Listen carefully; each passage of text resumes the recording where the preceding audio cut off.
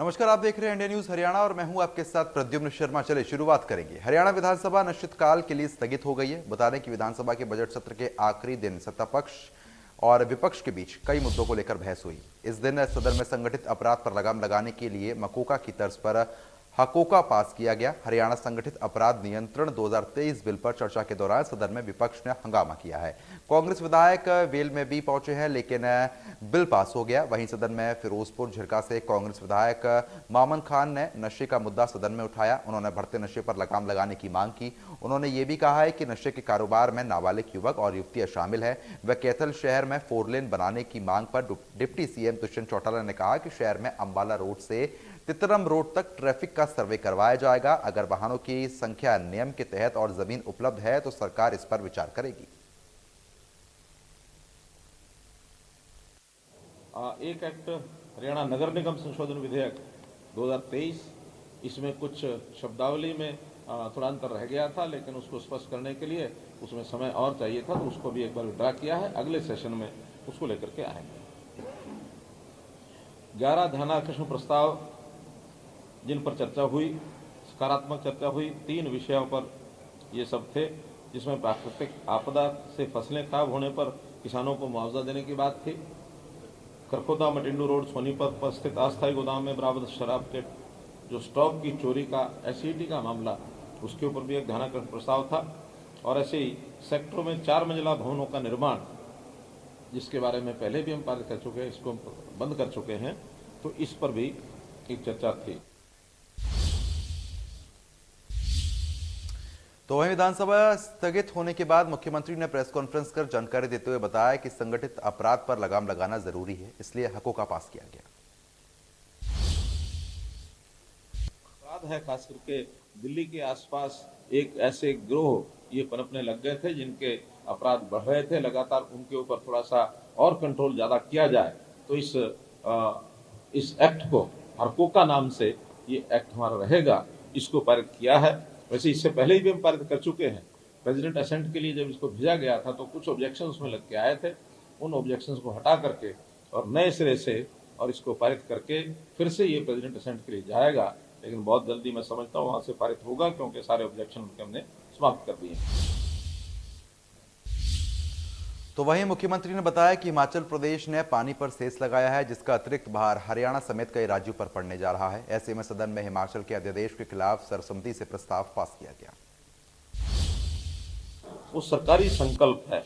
सरकारी संकल्प में हमको ध्यान में होगा कि हिमाचल प्रदेश सरकार ने अभी कुछ दिन पूर्व एक ऑर्डिनेंस जारी किया, और उस ऑर्डिनेंस में उन्होंने जो वहां पर पानी, चाहे वो नदियों में बहता है, चाहे वहां जहां उन्होंने बिजली के संयंत्र लगाए हुए हैं वहां से पानी निकलता है, तो पानी सामान्यतः वो मैदानी इलाकों में ही आता है।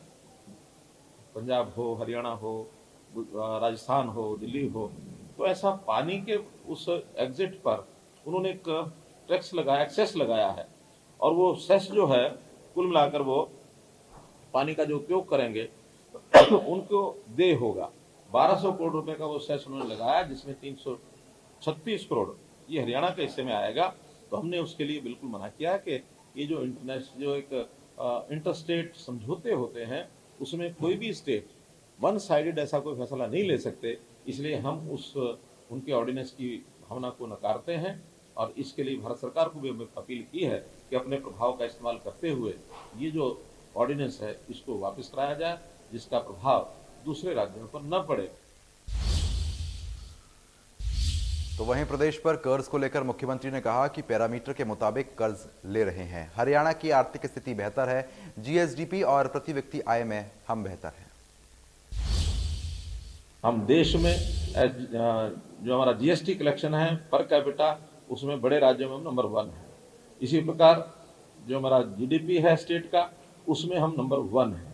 तो ये सारी चीजें ये दर्शाती हैं कि हमारे यहाँ, और जहां तक कर्ज की बात है, स्टेट डेट की बात है, उसमें भी हम जो विद इन पैरामीटर्स है, 33% अलाउड है, अभी भी हम 25-26% के अंदर है। हम कहीं भी उसको तोड़ करके आगे नहीं निकले हैं। इसलिए उनकी शंकाएं कोई हैं, उसको लिखित में हम ठीक करने को दूंगा। हम देश में जो हमारा जीएसटी कलेक्शन है पर कैपिटा, उसमें बड़े राज्यों में हम नंबर 1 है। इसी प्रकार जो हमारा जीडीपी है स्टेट का, उसमें हम नंबर 1 है।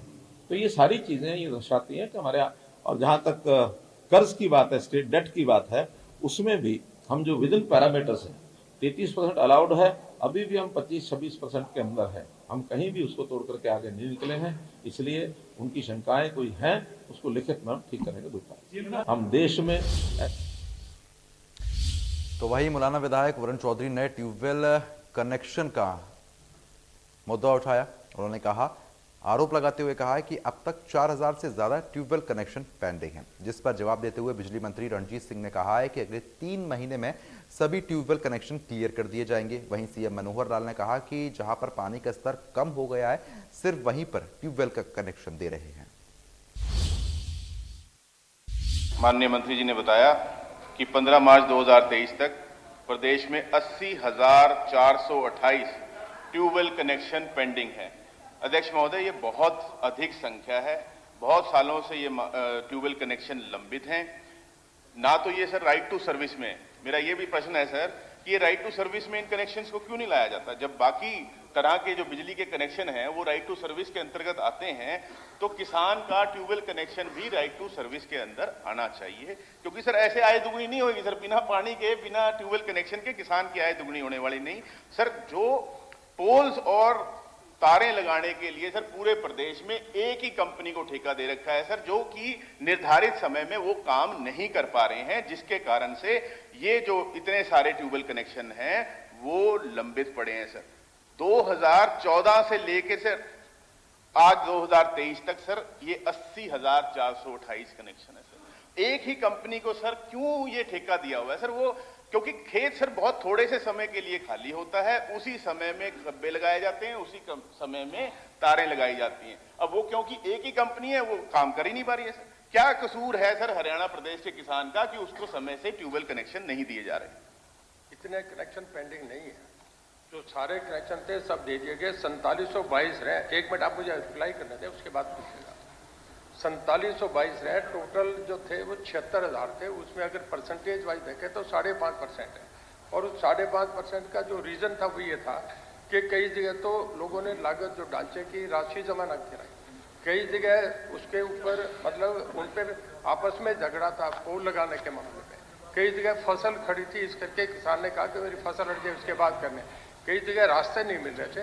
5% ऐसे कनेक्शन है। एक तो आपकी जो इन्फॉर्मेशन है वो गलत है, और उनका हम मार्च मतलब अप्रैल 30 तक हम सारे कनेक्शन कर देंगे। तो हमने कनेक्शन देने जो करे हैं वो 18 तक जिनके पैसे जमा थे उनके दे रहे हैं। इनके तो अभी पैसे नहीं जमा हुए, ये तो इन्होंने अप्लाई कराया। 1 मिनट 18 के बाद जिन्होंने अप्लाई कराया ये 19, 20, 21 के हैं। ये 61,000 कनेक्शन अलग है जो आप कह रहे हैं, वो 47 के अलावा है। इनके हम जैसे ही ये पहले वाले हमारे कनेक्शन अप्रैल में कर देंगे, इसके बाद ये लेने शुरू करेंगे। इसमें मैं आपसे बताऊं 10 हॉर्स पावर के अंदाजन जो है वो हम सोलर पे दे रहे हैं, ताकि किसान को रात को पानी में नहीं जाना पड़े, दिन में पानी लगा ले। वो 10 हॉर्स पावर पर जब देंगे वो तो 7 की 7 प्लेटें लगेंगी, तुरंत लग जाएंगे। जो आप बता रहे हैं उस कनेक्शन में बता रहा हूँ 30,000।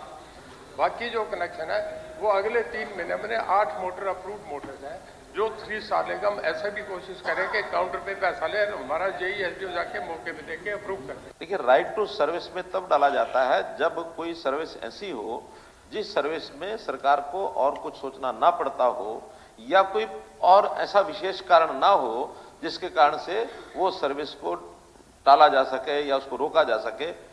ट्यूबवेल लगाने के लिए ये जो कनेक्शन के अप्लाई किए जाते हैं, इसमें 2 फैक्टर ऐसे हैं जो बहुत ध्यान करने लायक हैं। एक तो उसमें है प्राकृतिक क्या है कि पानी की अवेलेबिलिटी जमीन के अंदर इतनी नहीं है कि जो मर्जी चाहे अप्लाई करे, जितना मर्जी चाहे निकाल ले। मैं लगातार पानी की बात कर रहा हूं। हमने उसके ऊपर एक राइडर लगाया है कि अब ट्यूबवेल के कनेक्शन जहां पानी ज्यादा गहरा हो गया, जो माइक्रो इरिगेशन लगाएगा उसी को ट्यूबवेल कनेक्शन मिलेगा। 50 हॉर्स पावर से ऊपर मिलेगा नहीं। 10 हॉर्स पावर तक जो मिलेगा वो सोलर मिलेगा। 10 हॉर्स पावर से ऊपर जो है वो मिलेगा। 1 मिनट पूरी बात कर लें तो पहला तो ये रेस्ट्रिक्शन कि पानी की अवेलेबिलिटी है कि नहीं है। हमने इसमें गाइडलाइंस जो वाटर अथॉरिटी की हैं वो भी ध्यान रखनी पड़ती हैं कि ये ट्यूबवेल कनेक्शन देने हैं नहीं देने। एक दूसरा, इसमें बहुत बड़ा फैक्टर है जो स्टेट के बजट के साथ भी जुड़ा हुआ है। एक ट्यूबवेल कनेक्शन का साल में ऑन एवरेज 1 लाख रुपया सब्सिडी जाती है, जो अभी 6,000 समथिंग करोड़ है, वो सब्सिडी सरकार देती है। इसलिए उसका भी हमको ध्यान करना है कि बजट में हमारे पास जितना प्रोविजन है उतने ही कनेक्शन खोले जाएंगे। तीसरा, अप्लाई करने में 2018 तक के जो अप्लाई थे जिसमें 4400 बाकी हैं, केवल उनके लिए ही कहा गया है कि वो तुरंत इस समय हम दे देंगे, और 23-24 अगले साल में जो उससे अगले कनेक्शन हैं उनके डिमांड नोट इन कंडीशंस पर जो पूरा करेंगे उनके डिमांड नोट जारी कर दिए जाएंगे अगले साल में। डिमांड नोट जारी करने का मतलब है जैसे जैसे हमारे पास अवेलेबिलिटी होगी पानी की, जैसे जैसे अवेलेबिलिटी होगी सब्सिडी देने की, उस हिसाब से डिमांड नोट जारी करेंगे। लेकिन अभी 4400 जो है वो तुरंत जो है वो जारी कर दिए जाएंगे, ये हमारा। तो वहीं आपको बता दें, कांग्रेस विधायक बीबी बत्रा ने एचपीएससी पशु मत्स्य चिकित्सक की भर्ती के लिए परीक्षा को लेकर सवाल पूछा, जिस पर कृषि मंत्री जेपी दलाल ने जानकारी देते हुए कहा यह मामला कोर्ट में विचाराधीन है, इसलिए इसका जवाब नहीं दिया जा सकता है। जिस पर बीबी बत्रा ने कहा कि ऐसा कोई नियम नहीं है, सब जुडिशियल मामला मैटर पर चर्चा नहीं हो सकती। इस पर मामले में सीएम मनोहर लाल ने जवाब देते हुए कहा कि मामला हाईकोर्ट में विचाराधीन है, कोर्ट जो भी फैसला देगा वो मान्य होगा। ऐसा रूल नहीं है कि मैटर सब जुडिस हो तो डिस्कस नहीं हो सकता। आपकी इस कॉन्स्टिट्यूशन के अंदर कहीं नहीं लिखा हुआ कि मैटर सब जुडिस है, आप नहीं हो सकता। जो नहीं हो सकता, जो नहीं, आप पावर एंड स्ट्रक्चर को छोड़ दो, ये जैसे विद ए पर्टिकुलर इंस्टांस के साथ वो तो उन्होंने लिख दिया होगा इस बात के लिए, पर मुद्दे की बात है, question of carrying of the students है। चलो मैं 25 सवाल गलत हैं और कमीशन ने मान लिया, आप सब जुडिस की बात करते हैं। 25 बच्चों के साथ 100 में 25 सवाल गलत है। ये मुद्दा माननीय पंजाब और हरियाणा उच्च न्यायालय में 2023 की याचिका संख्या 2710 में 9/2/23 को अंतरिम आदेश द्वारा सुनवाई की गई। आगामी तारीख दी गई 13/23 स्टे दिया हुआ है, और हमारे रूल ऑफ प्रोसीजर में ये लिखा हुआ है 46 नंबर में, आप देखिए, जिसका 10वां पॉइंट है कि कोई भी मुद्दा कोर्ट में हो तो उसकी चर्चा यहाँ नहीं हो। तो इसलिए अध्यक्ष महोदय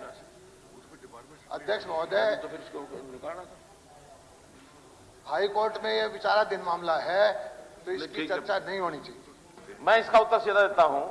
हाई कोर्ट ने, मलिक साहब, हाई कोर्ट ने 9/2 को ये केस लगा था, और 9/2 को उन्होंने कहा था कि अगली डेट तक एफिडेविट एक एचपीएससी देंगे। एचपीएससी ने उस पर एफिडेविट देना है। अब एचपीएससी एक इंडिपेंडेंट बॉडी है, वो एफिडेविट क्या देगी, अपने नियमों के हिसाब से देगी, और नियमों में ये पहले भी हमेशा होता रहा है कि जब क्वेश्चन कोई गलत आते हैं तो ये एचपीएससी की जिम्मेदारी नहीं होती है। क्वेश्चन बनाने वाला जो क्वेश्चन यानी सेटर होता है वो बाहर का आदमी होता है, एग्जामिनर होता है, बाहर के आदमी होते हैं, उनके अपने रूल्स हैं। उस रूल्स के हिसाब से अगर कुछ क्वेश्चन गलत होते हैं उसकी मार्किंग का निर्णय करने का काम उनका एक नियम के अनुसार होता है। वो नियम के अनुसार किया गया कि नहीं किया गया वो उन्होंने हाई कोर्ट को बताना है। हाई कोर्ट इसमें फाइनल डिसीजन करेगा कि उनके साथ क्या व्यवहार करना है, उनको नौकरी में देना है, नौकरी नहीं देनी है, मार्क्स कम है ज्यादा है, उस नियमावली के ऊपर हम डिस्कस नहीं कर सकते। इसलिए एफिडेविट जो कोर्ट में जाएगा वही एचपीएससी का आंसर होगा, उसी हिसाब से कोर्ट का डिसीजन।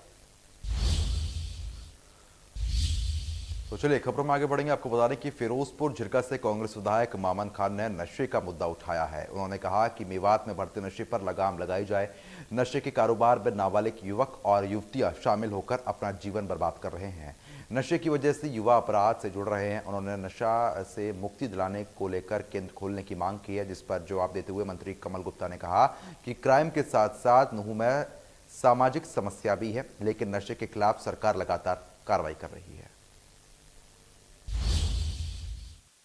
मैं ये कहना चाहता हूँ कि जो मैंने ये क्वेश्चन पुटअप किया है, मेवात भी उड़ते पंजाब की राह पे चल रहा है। यहाँ पर भी करोड़ों रुपए की हीरोइन, गांजा, विदेशी तस्कर पकड़े जा रहे हैं, लेकिन पुलिस केस तो दर्ज करती है, मगर नशा तस्करी को रोकने के लिए पुलिस का कोई ठोस कदम नहीं उठा रही है। जो लोग इस नशा तस्करी में शामिल हैं उन तस्करों को जल्द से जल्द अभियान चलाकर तस्करों को पकड़ा जाए। उड़ीसा में से अभी 2 ट्रक गांजा नहू पुलिस ने पकड़ा था। दूसरे राज्यों से आकर मेवात में तस्कर अलग अलग नशे की सामान बेचते हैं। हमारे नौजवान इस नशे में दलदल में फंसते जा रहे हैं, और जिससे नौजवानों का भविष्य अंधकार में जा रहा है। बीते 20 मार्च 2023 को भी माननीय मुख्यमंत्री की जो फ्लाइंग सीएम फ्लाइंग होती है, उसने भी काफी प्रतिबंधित नशे की दवाइयां पकड़ी गई हैं। मैंने जुलाई में भी नशे का मामला सदन में उठाया था, मगर अभी तक सरकार नशे के प्रति बिल्कुल भी गंभीर नहीं है। सरकार इसके लिए जिम्मेदार है और ना ही आज तक मेवात को कोई नशा केंद्र स्थापित किया गया। मैं ये कहना चाहता हूं कि तावड़ू के पास सर एक गांव है शिकारपुर, तावड़ू शहर से मात्र 2-3 किलोमीटर दूर है। सदर थाना में बीते एक साल में करीब 13 एनडीपीएस एक्ट मुकदमे दर्ज हुए हैं नशे के, जिनमें 5 गांव शिकारपुर से सीधे जुड़े हुए हैं। शिकारपुर के ग्रामीणों ने बताया कि उनके गांव में बड़ी संख्या में बालिग, नाबालिग, युवक, युवतियां व महिलाएं नशे का कारोबार में बराबर शामिल हैं। गांव में सुबह से शाम तक नशा कारोबारियों के ठिकानों पर दिल्ली, गुरुग्राम, फरीदाबाद, रोहतक, हिसार आदि से बड़ी बड़ी संख्या में अमीर घटनाओं के युवक युवतियां नशीला पदार्थ खरीदकर फरोख्त करने के लिए यहाँ पहुंचते हैं। मैं ये समझता हूं कि it is more A social problem. जो क्रिमिनल पार्ट है उसको तो हम टैकल कर ही रहे हैं, लेकिन सोशल प्रॉब्लम को prevention is better than cure. इसमें जो एजुकेटिव मामला है, जो अलग अलग जिले के लेवल पर समितियां बनाई गई हैं, जो इस तरह से अलग अलग हेल्थ एजुकेशन की बात है, वो सारी हमने की है।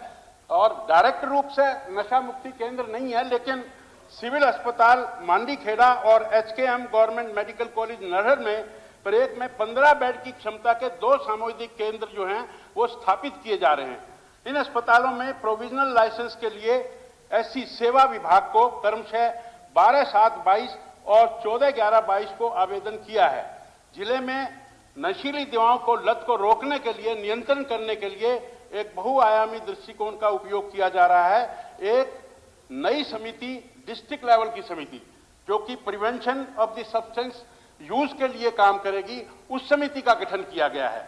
ऐसे लगभग अभी जो एवरेज है वो 55 मरीज पर मंथ की एवरेज है जो ओपीडी में आते हैं। और ये पूरा जो डाटा है ये हमने डेट वाइज भी दिया हुआ है और जगह वाइज भी दिया हुआ है। तो मैं समझता हूं कि बहुत सारे ये इस तरह के जो प्रिवेंशन के काम है ये कर रखे हैं, और पुलिस भी जो है इनको कंट्रोल करने का प्रोग्राम। तो वहीं जींद पहुंचे सांसद दीपेंद्र हुड्डा ने ई टेंडरिंग को लेकर कहा कि इस व्यवस्था से भ्रष्टाचार को बढ़ावा मिलेगा। साथ ही कहा कि हरियाणा पहले रोजगार में नंबर 1 था, अब बेरोजगारी में नंबर 1 है। जो ने किसान आंदोलन पे और कर्मचारियों के आंदोलन पे काफ़ी बातें आ चुकी हैं। एक जो सरपंचों के आंदोलन में वो कहते हैं ई टेंडरिंग। आपको ये ई टेंडरिंग के नाम के पीछे छुप के भ्रष्टाचार का केंद्रीकरण है। ई टेंडरिंग में 26 को यानी कि संडे को मैं चंडीगढ़ में एक प्रेस कॉन्फ्रेंस के माध्यम से ई टेंडरिंग के कई बातों को प्रदेश की जनता के सामने रखना चाहूँगा, जिसमें ई टेंडरिंग खोली गई और मात्र कुछ मिनटों में बंद कर दी गई, और जिस ठेकेदार को बताया गया वो अपना उसमें भरते हैं जी। तो इससे बड़ा भ्रष्टाचार का क्या उदाहरण है? सरपंचों के अधिकारों को छीनना नहीं चाहिए था सरकार को। हर वर्ग आज कहीं ना कहीं अपने आप को ठगा महसूस कर रहा है, क्योंकि बड़े बहुमत के साथ सरकार पहली बार बनी, दूसरी बार भी हालांकि 75 पार के नारे की तो हवा निकल गई थी, लेकिन 2 पार्टियों का अनैतिक गठबंधन हुआ, दोबारा से इनको मौका मिला।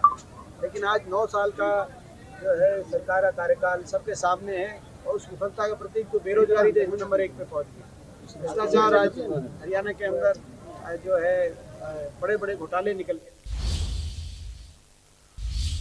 तो वहीं सांसद दीपेंद्र हुड्डा ने कहा कि इस बार लोकसभा और विधानसभा चुनाव में कांग्रेस की जीत होगी। लोग महंगाई और भ्रष्टाचार से त्रस्त हो चुके हैं और कांग्रेस की ओर लगातार देख रहे हैं। बिजली खरीद घोटाले से लेकर शराब घोटाले तक आज प्रतीक इस बात का है कि केवल अपने जो है भ्रष्टाचार को अंजाम पहुंचाने का काम इन लोगों ने किया जो आज सत्ता में बैठे। लोग त्रस्त है, लोग बदलाव चाहते हैं, और कांग्रेस पार्टी की तरफ आशा भरी नजर से देख रहे हैं। तभी हर प्रदेश के हर हिस्से से, हर वर्ग से आज लोग कांग्रेस पार्टी में शामिल हैं। बिजली खरीद घोटाले से।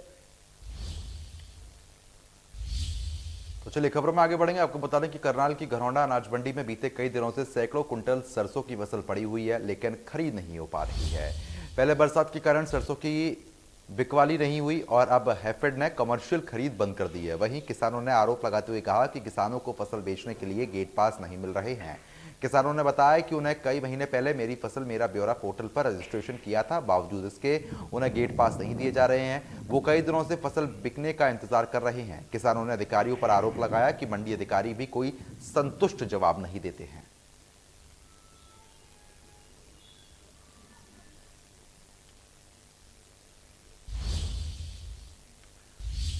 सोनीपत में 8 दिन की देरी से सरसों की सरकारी खरीद शुरू हुई है, जिससे किसान खुश दिखाई दिए हैं।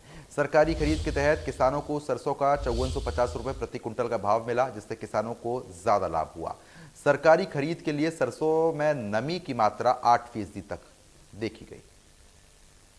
मेरी जो सरसों है वो 3 किला की थी, वो 5450 रेट में जो गवर्नमेंट रेट मिल गई है और आज से ये खरीद चालू हुई है।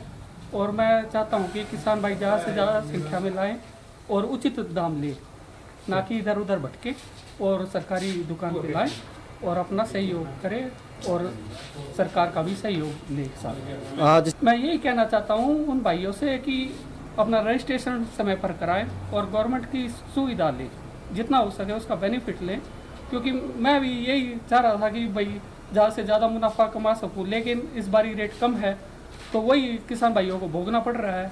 जिसने रजिस्ट्रेशन नहीं कराया, जिसने रजिस्ट्रेशन कराया है वो भाई अपने बेच रहे हैं उचित मूल्य में। जी, ये जो है सरकारी खरीद शुरू हो गई है आज से, जो ये है 5450 रुपये प्रति क्विंटल हम खरीद रहे हैं, जो कि सरकार का निर्धारित मूल्य है। और आज पहले ही ये जो आए हैं ये खरीद के थ्रू जिन्होंने रजिस्ट्रेशन करवाया था, तो आज पहले ही डेयरी खरीदी है हमने। देखिए, अभी तक जो मंडी में लगभग 4100-4200 क्विंटल सरसों की खरीद की जा चुकी है, और जो बाकी है जिन भी किसानों का मेरी फसल मेरा ब्यौरा पे पंजीकरण है तथा उनकी वेरिफिकेशन हो चुकी है, वही खरीद पर गेट पास कटवाएं और उसके बाद ही नियमानुसार सरकार द्वारा उसकी खरीद।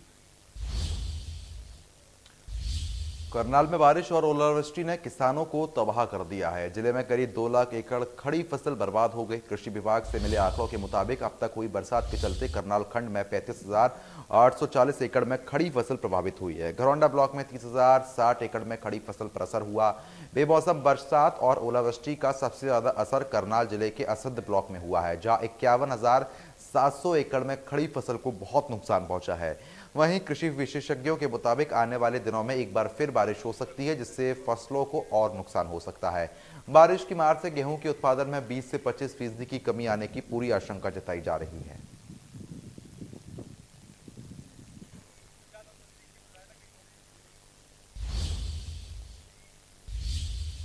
तो वहीं भिवानी में भी बेमौसम बारिश से किसान काफी परेशान है। लगातार हुई बारिश की वजह से फसलों को बहुत ज्यादा नुकसान हुआ, जिसके चलते आम लोगों पर महंगाई की मार भी पड़ेगी और इसका असर भी शुरू हो चुका है। मौसम की मार ने सब्जियों के दामों में इजाफा कर दिया। जिले में सब्जियां 2 गुना दामों पर बिक रही है। सब्जी विक्रेताओं का कहना है कि बेमौसम बरसात के चलते सब्जियों के दामों में बढ़ोतरी हुई है। बारिश से पहले टमाटर 20 रुपए प्रति किलो के हिसाब से बिक रहा था, अब 35 से 40 रुपए प्रति किलो दाम हो गया है। अदरक और नींबू का भाव 120 रुपए था, लेकिन अब 160 हो गया है। मिर्ची 80 रुपए के हिसाब से बिक रही थी, अब दामों में बढ़ोतरी के साथ 120 रुपए पहुंच गई है। वहीं सब्जियों के दामों में हुई अचानक बढ़ोतरी से लोग भी काफी परेशान हो गए हैं।